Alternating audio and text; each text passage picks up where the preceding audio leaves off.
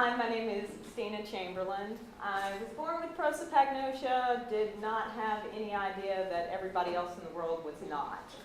I thought that some people are good at memorizing dates or states and capitals, or they're good at math, and some people are exceptional with faces. They would somehow know who I was, and I had no idea who they were. But I thought I was the norm, except that I was just worse at faking it than other people were. And so what that has brought about, basically, was a strong sense of guilt through my life. If I'm conversing with somebody and I have no idea who they are, then I felt like a hypocrite. And I felt like, even though this person genuinely cared about me, I was unable to reciprocate. It made me feel like my whole life was a lie. And so that has had ripple effects throughout my life. And finding out that there is actually a name for this has been one of the most liberating, remarkable, wonderful, terrible, devastating, joyful experiences in the world. It strips away all hope and gives you great hope at the same time, having permission. And so now I am able to tell the truth when I meet people. Oh, hey, incidentally, I have this thing called faceblindness or prosopagnosia. Oh, have you heard of it? Oh, okay, Google it sometime. It's weird stuff. It sounds made up, but I can't recognize faces. Yeah, I know, isn't that weird? And you get them smiling and laughing or asking questions, and then you move right on into the next part of the conversation. And generally, that's been well accepted. Not necessarily well understood, but well accepted. I am a school teacher, cannot recognize my students. And basically, I was wondering if any of you had any questions. I just want to say, if you that what Joe said as well about choking up, it's deliberation and finding out that you're not lazy or mean or you don't care. Just finding out that you actually do this condition. It's just the most liberating experience. It's wonderful. It was remarkable. Funny sort of way. I started at first using the fancy word prosopagnosia because it sounds really official and kind of intimidating. It sounds like it's a real medical thing. I use the term face blindness when I want people to be able to look it up on the internet, to be able to talk about it to someone else. They're never going to remember prosopagnosia, and it sounds too scary. But if you say, I'm face blind, they can remember to tell other people about it. And yeah, I'm glad you said that. I've become very interested in spreading the word about face blindness. Yeah, you're right, it does have an emotional impact. And I've been told that it's just because I'm so self-centered, and that was from my wife. It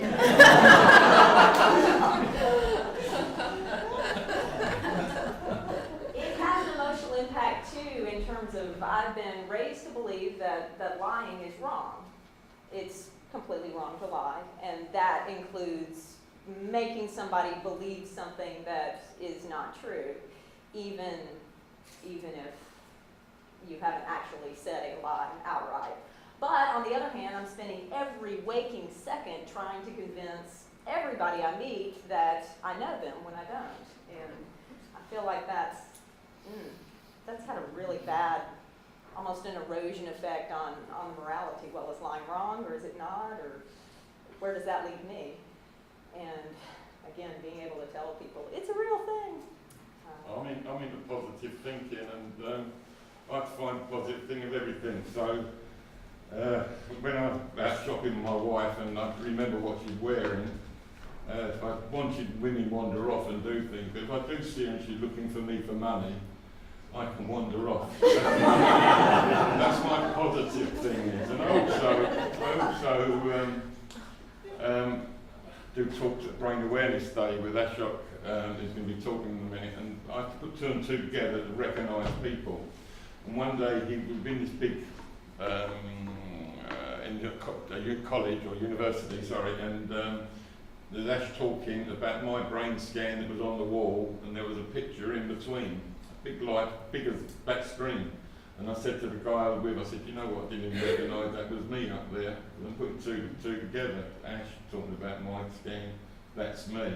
He said, where? I said, in between Ash and the scan. He said, that's George Bush.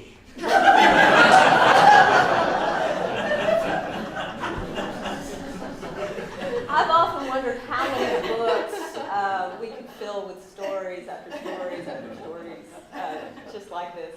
The first year I was teaching, I had 2 different sets of twins who had to explain to me that they actually were twins. Because, yes, they looked alike to me, but so did all these other kids out there. I ended up accidentally casting as a lead in one of the plays. One of my good friends who was a teacher, her daughter as the lead role. And I worked so hard to be impartial, and I realized afterwards, oh my goodness, this looks like I just handpicked somebody I knew to be in that position, when in reality, when I started working at the place, I couldn't even recognize that friend. But in that case, you've got the ultimate explanation for how you really were impartial. Yes. But one of the problems is the common experiences that face-blind people have, you can't explain that to somebody else in an easy sentence. And that's one of the things I found rather difficult. To explain that, I'd have to go into a whole big long explanation of what face blindness is and some of the ins and outs of it. But on certain days, for example, if I'll go into a room and there are a bunch of people I'm supposed to know, but I don't know them, and I start getting tense and inwardly begin to panic. Oh, what do I do? What do I do? If somebody says, oh, what's wrong? You look upset. I can't say, oh, it's because there's a bunch of people I'm supposed to recognize in this room. Other people, if they're upset, they can say, my mom's in the hospital, or I have a bad headache, or something bad just happened. But these explanations lend themselves to isolation because you can't explain it to the common person. Joe talked about having somebody going with you to funerals.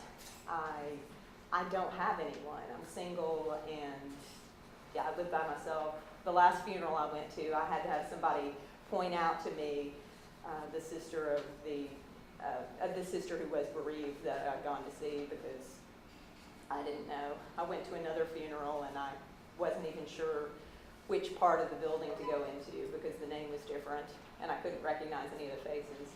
So funerals are bad, weddings are bad. My father once went to the wrong wedding. Oh. That was a wedding, he walked in, he didn't recognise anybody, he was prosopagnosia. I went to the wrong visitation He once. was there for about half an hour before somebody pointed out that in fact this was the wrong wedding. Do you find also, I mean, I have problems route finding. Do you have problems with route finding? There's a lot of correlating conditions, and yes, losing your way is definitely one of them that a lot of face-blind people have. I get lost at the drop of a hat. I mean, I would find it sometimes difficult, not in so much with only one door, but finding my way out of a big office with lots of doors. I get lost in buildings, I get lost on streets. Yeah. Despite the meticulous details I had, how to get to the youth hostel last night, I got lost last night. Didn't worry about it because I was in the mood to take a walk, but about 45 minutes before I ran into the place. But yes, there's lots of correlating conditions. I'm just wondering about your strategies for coping with this in the classroom specifically, and also whether the students found out before you did and took advantage of it. Good question. When I found out I was face blind, I was very ready to tell the world, and I told my principal that I was face blind. Actually, I told him that before I was hired because I wanted everything out in the open. But at the time, I didn't realize what a huge difference it was between what I think of as face blindness and, oh, wait a minute, wow, what a huge, gigantic difference between normal people and other people. So I was ready to tell everyone. I asked if I could tell the students, and they hadn't found me out at this point. I was told, maybe you shouldn't, because it only takes one parent who doesn't understand to make life absolutely miserable for you. Fortunately, I'm a music teacher, so the kids come in, I have a class there, we sit on the circle. I never know who anyone is because they're all just there, out of order, mixed up. But that type of classroom lends itself to making it easy on one like me. I can say, oh, are you paying attention? Oh, you need to hold your mallets like this. Any questions? Yes, sir. But I don't say, yes, Joey, or yes, Kanisha. It makes it interesting casting for plays or performances, but I found little ways around that as well. And Right, anybody got the last question they'd like to ask Steena for the next? Okay, well, thanks very much.